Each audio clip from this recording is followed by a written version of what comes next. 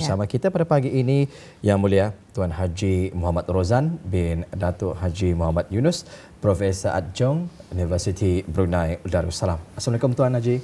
Waalaikumsalam warahmatullahi taala. Apa khabar pagi ini Tuan Haji? Sihat ya? Alhamdulillah. Alhamdulillah. Pertama sekali pada pagi ingin mengucapkan selamat datang dan ribuan terima kasih Tuan Haji ya kerana bersedia meluangkan masanya pada pagi ini untuk bersama dengan kami berdua ni, begitu juga penonton-penonton kita ni menyaksikan pada ketika ini untuk mengetahui lebih lanjut lagi mengenai dengan tajuk ini Datuk. Jadi kami teruskan saya Tuan ya, perkataan maqasid syariah ini mula digunakan apabila Kebawah Duli Yang Maha Mulia Paduka Seri Baginda Sultan dan Di-Pertuan Negara Brunei Darussalam bertitah mengenainya semasa titah bersempena sambutan ulang tahun Hari Kebangsaan yang ke-34 pada tahun 2018.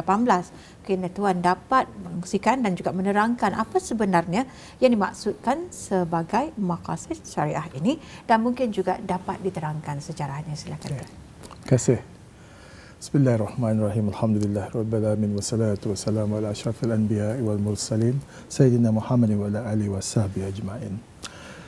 Perkataan maqasid syariah ini sebenarnya barangkali banyak sekarang ini lebih ramailah yang mengetahui, tapi jika dibandingkan apabila Kebawah Duli Yang Maha Mulia menitahkan perkara ini pada tahun 2018, iaitu pada Hari Kebangsaan yang ke-34, banyak orang tertanya-tanya pada masa itu, apakah ini maqasid syariah ini? Jadi kalau tidak silap saya, titah Kebawah Duli Yang Maha Mulia pada masa itu ialah pengukuhan, baginda bertitah, pengukuhan maqasid syariah adalah satu prasyarat kepada kemajuan negara. Jadi dengan sendirinya kita dapat melihat daripada titah tersebut bahawa kepentingan maqasid syariah ini. Jadi maqasid syariah ini sebenarnya perkataan ini belum orang apa namanya itu misterius sangatlah. Kalau bahasanya sebenarnya maqasid ini adalah perkataan Arab yang menyebut kepada objektif ataupun pencapaian. Jadi syariah itu of course lah pencapaian syariah. Jadi itu yang dimaksudkan sebagai maqasid syariah. Kalau akan lurusnya lagi, maksad sebenarnya adalah satu, tapi maqasid adalah objektif-objektif. Jadi perkara ini memang sudah lama dibincangkan di antara apa namanya itu kalangan pemikir-pemikir Islam daripada dulu. Jadi maqasid syariah ini sebenarnya adalah apa sebenarnya tujuan agama ini? Apa sebenarnya tujuan undang-undang yang akan di undang-undang syariah dan sebagainya? Apa sebenarnya tujuan itu? Jadi itulah yang orang, that's what we call maqasid syariah. Jadi maqasid syariah ini pada asalnya adalah cuma memikirkan kepada undang-undang ini sebenarnya mendatangkan dua perkara. Satu, untuk kebaikan kepada masyarakat, apa yang dikenali sebagai maslahah, ataupun untuk mengelakkan keburukan kepada masyarakat yang dikenali sebagai mafsadah. Jadi itu yang paling asalnya. Yang undang-undang Islam ini ada dua tu, untuk kebaikan masyarakat dan untuk mengelakkan keburukan kepada masyarakat. Dan selepas itu difikirkan lagi apa sebenarnya kebaikan-kebaikan ini. Jadi dibincangkan kepada tiga peringkat, iaitu daruriyah, hajiah dan tahsiniyah. Daruriyah itu adalah kewajipan. Jadi saya selalu melihat perkara itu macam kalau tani buat masjid sebagai contoh. Masjid tani boleh buat adalah dalam bentuk bangunan sahaja. Ya. Tapi itu yang paling pentingnya adanya masjid itu. Tapi sekiranya kita ni mulai menambah, tani tambahilah tempat berwuduk sebagai contoh. Tempat-tempat apa yang memudahkan. Itu barangkali di peringkat hajiah, artinya lebih baik. Tetapi masih lagi menuju kepada masjid. Dan apabila kita mulai membuat masjid itu, orang dengan cantiknya, dengan tilenya, dengan apa itu, dengan warnanya dan sebagainya, itu di peringkat kemewahan. Tidak perlu, tetapi adalah untuk menyempurnakan lagi masjid itu. Jadi orang itulah mula-mula orang melihat maqasid syariah ini di dalam peringkat itu. Jadi apa undang-undang itu adalah menuju kepada tiga itu. Dan selepas itu yang terakhir sekali barangkali Imam Al-Ghazali bincangkan lagi apa sebenarnya daruriahnya. Jadi itulah sekarang ini disebutnya pada 5 perkara untuk pemeliharaan agama, pemeliharaan nyawa, pemeliharaan akal, pemeliharaan harta dan pemeliharaan keturunan. Jadi konsep pada masa ini kalau tadi bincangkan maqasid syariah dan lebih fokus kepada 5 pemeliharaan ini. Jadi walaupun orang dalam asasnya masih lagi untuk mendatangkan kebaikan dan untuk mengelakkan keburukan, tetapi untuk orang secara lebih detail lagi dilihatlah kepada 5 ini. Bagaimana cara pelaksanaan kerajaan sekarang ini dalam memenuhi maqasid syariah, dalam memenuhi kelima-lima perkara ini. Itulah yang tadi maksudkan sekarang ni sebagai maqasid syariah. Alhamdulillah ya. Begitu jelas sekali penerangannya daripada Yang Mulia Tuan Haji Muhammad Rozan sebentar tadi berkenaan dengan maqasid syariah ini ya.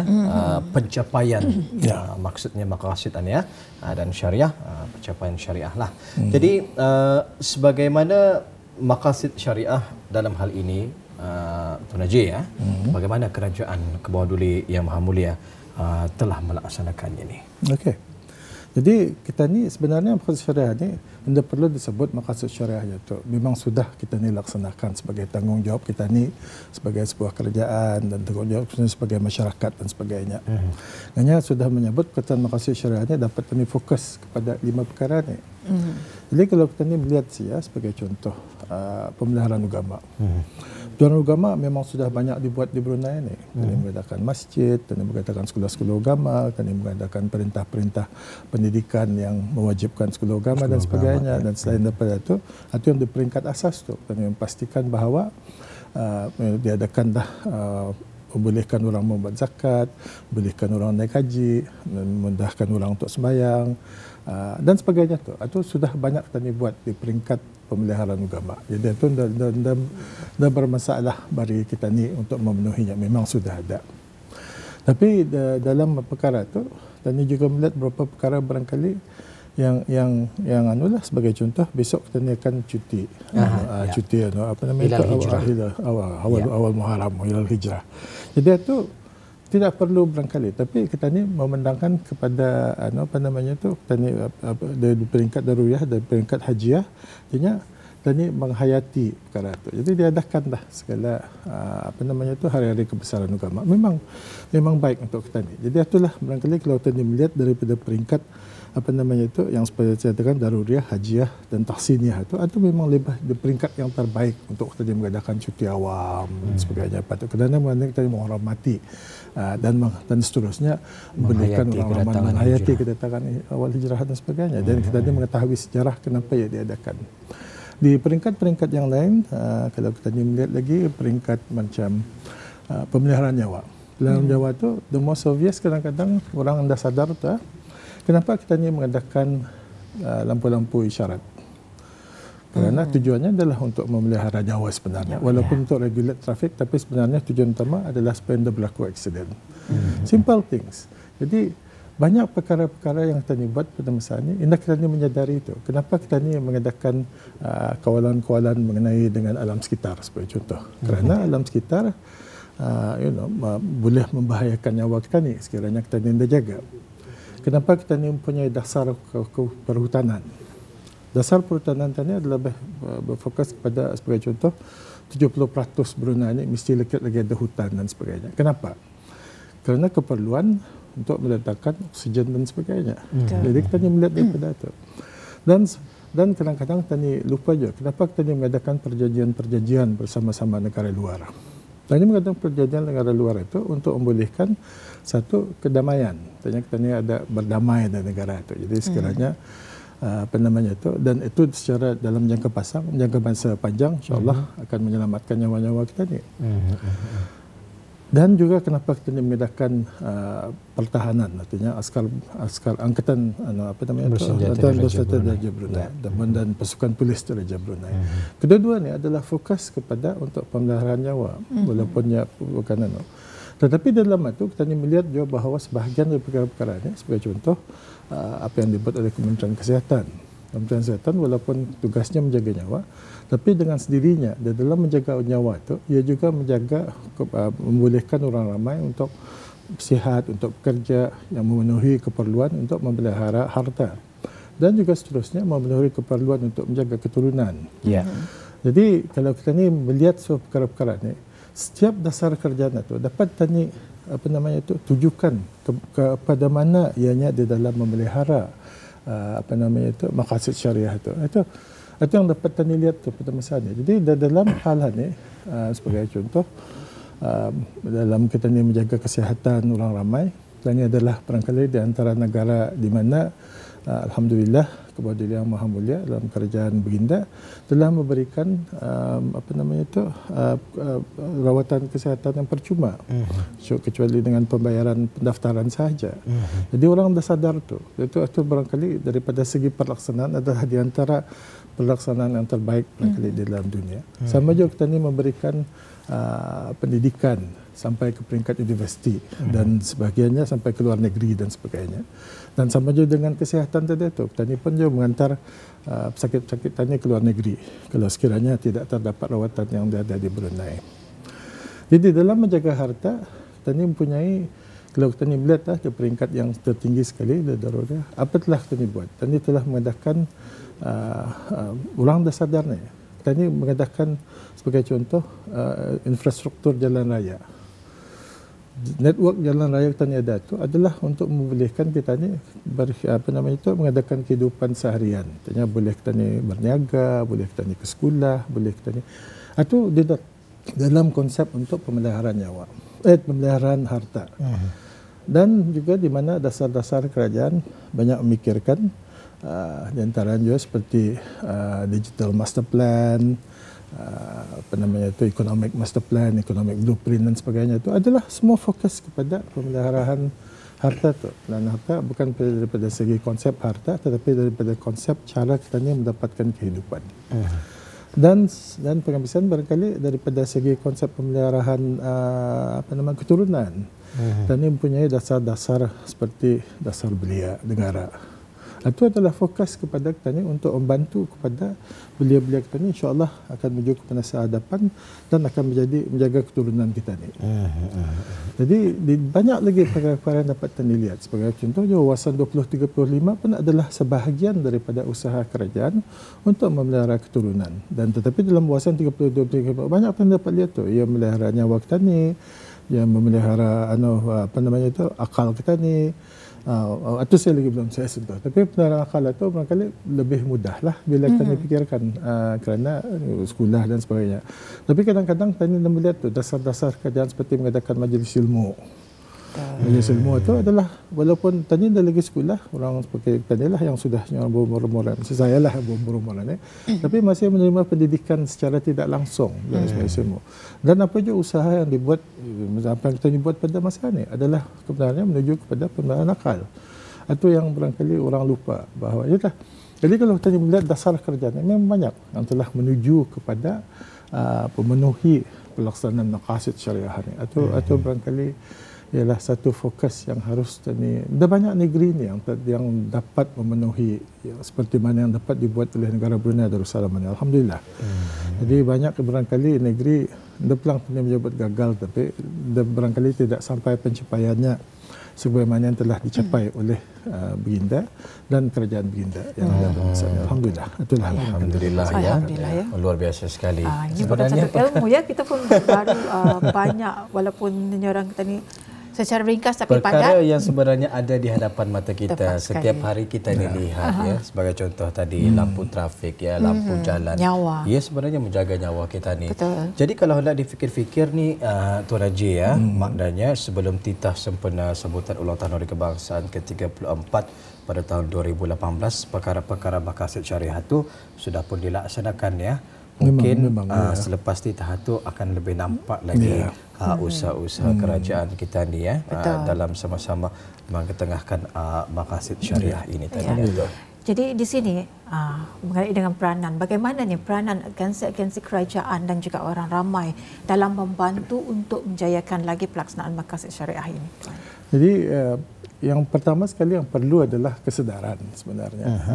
Tapi alhamdulillah banyak sudah perkara ini semenjak 2018 macam di Universiti Brunei Darussalam sebagai contoh telah mengadakan modul-modul di mana maqasid syariah ini adalah termasuk daripada sebahagian daripada modul-modul tersebut. Ya, alhamdulillah. Dan juga di dalam usaha-usaha kerajaan terutama sekali melalui program-program eksekutif untuk program-program pertengahan dan program-program pembangunan eksekutif untuk program-program kanan juga diserapkan sudah perkara-perkara ini. Jadi dalam hal itu mungkin kalau dapat saya melihatkan saya sedikit, ada satu buku ini, satu buku ini adalah fokus kepada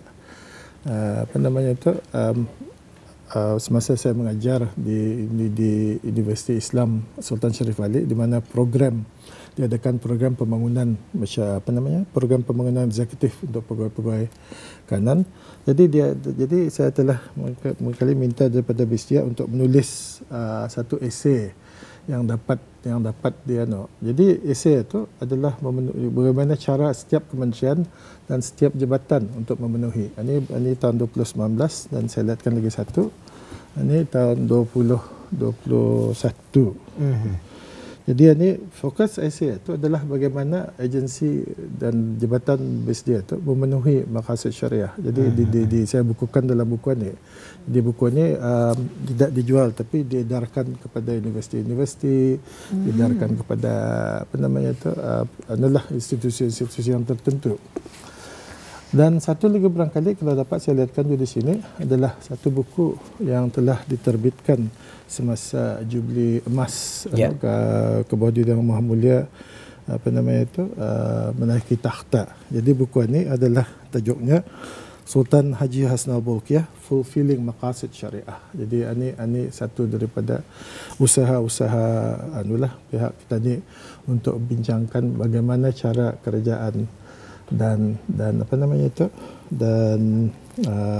pihak-pihak agensi-agensi kerajaan lah untuk memenuhi perkara ini. Jadi di dalam membincangkan hal ini, beberapa dasar kerajaan seperti dasar climate change ataupun pertukaran iklim dan sebagainya, dan juga daripada di bawah digital master plan dan juga dasar belia kebangsaan.